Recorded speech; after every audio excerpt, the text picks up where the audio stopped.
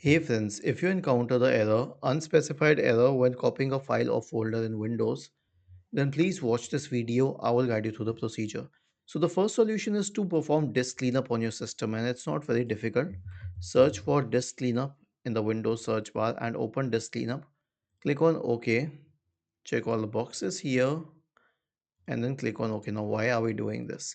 So the reason is that when you are encountering the file copying error, it could be because at the destination location, the drive would be full.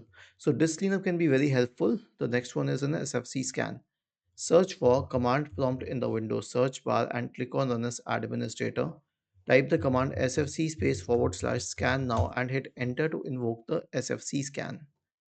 The next solution is a check disk scan. So search for command prompt in the Windows search bar and click on run as administrator. Type the command chkdsk space forward slash r space forward slash f and hit enter. Now press Y and hit enter once again to initiate the scan.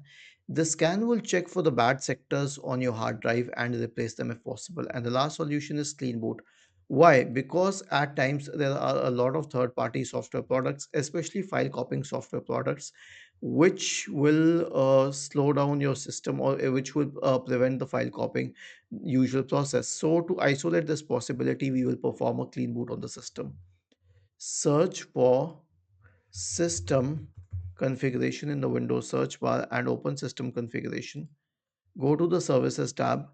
Check the box associated with hide all Microsoft services. If any of the service is checked, click on disable all, apply OK, and then restart your computer.